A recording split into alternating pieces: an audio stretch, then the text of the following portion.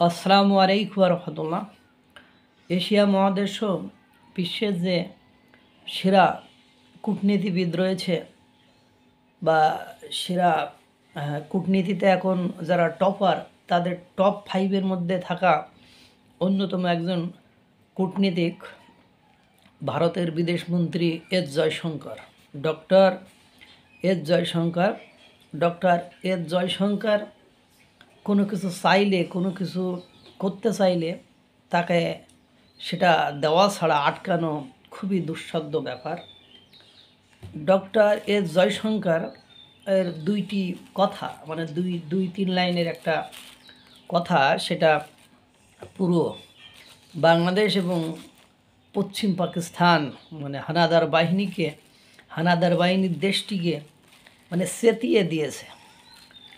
সেই চেতিয়ে দেওয়ার কথার ভিতরে আছে যে প্রতিবেশী দেশ বাংলাদেশে যা কিছু অঘটন ঘটছে বা তাদের সাথে সম্পর্কের তিক্ততা বা মধুরতা নষ্টের কারণ হলো এই পাকিস্তান।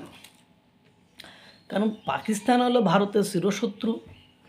তাদের অবস্থান, তাদের কর্মকাণ্ড, তাদের কার্যকলাপ সবই বাংলাদেশের অশান্তি সৃষ্টি, স্বাধীনতা সার্বভৌমত্বকে আঘাত করা ছাড়া আর কোনো কিছুই নয়। এখন এই যে এস জয়শঙ্কর কথা বলায় পাকিস্তানের, তো ওরা চেতে গিয়েছে, ওরা আবার বিবৃতিও দিচ্ছে। হ্যাঁ, এস জয়শঙ্কর ঠিক কথাই বলেছেন। কারণ আজকে মানে বাংলাদেশ থেকে ভারতের সাথে যত ধরনের অসহযোগিতা, যত ধরনের চোখ রাঙানো, যা কিছুই করা হোক না কেন, কই পাকিস্তানের সাথে তো একবারও বলা হয় না পাকিস্তানের সাথে চোখে চোখ রেখে কথা বলা হবে। পাকিস্তান থেকে যখন বঙ্গবন্ধু শেখ মুজিবুর রহমানকে গাদ্দার বলে মানে বক্তব্য দেওয়া হয়, 2 ঘন্টার বক্তব্যে বঙ্গবন্ধু শেখ মুজিবুর রহমানকে গাদ্দার বলা হয়, কই বাংলাদেশের সরকার থেকে শুরু করে কেউ তো প্রতিবাদ করে না। কই হাইকমিশনকে কল করে তো তাকে প্রতিবাদ জানানো হয় না।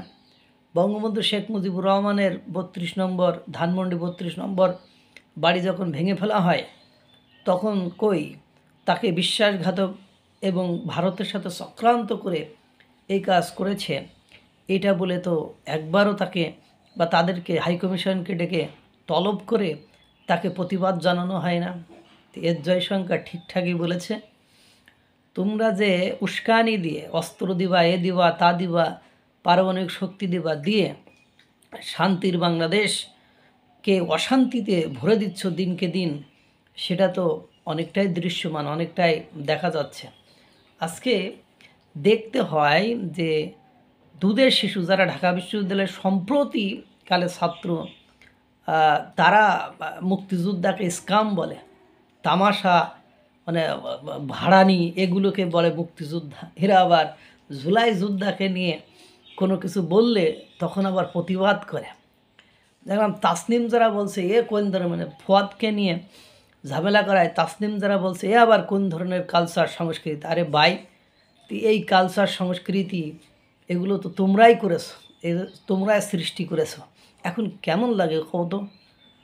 আরও কিছুদিন অপেক্ষা করো, সবে মাত্র বছর পার হলো, 1.5 বছর পার হলো, এরপরে আরও দেখতে পাবে বাস্তবতা কোথায় যে দাঁড়ায়। অবশ্যই এস জয়শঙ্কর শেখ হাসিনার মানে সাবেক প্রধানমন্ত্রী শেখ হাসিনাকে ফেরতের বিষয়ে বলেছেন যে শেখ হাসিনা ভারতে থাকবে কি থাকবে না সেটা তার একান্ত ব্যক্তিগত বিষয়। এখানে কিছু কথা আছে, শেখ হাসিনাকে ফেরত তো কোনোভাবেই দিবে না, দেওয়ার প্রশ্নই ওঠে না।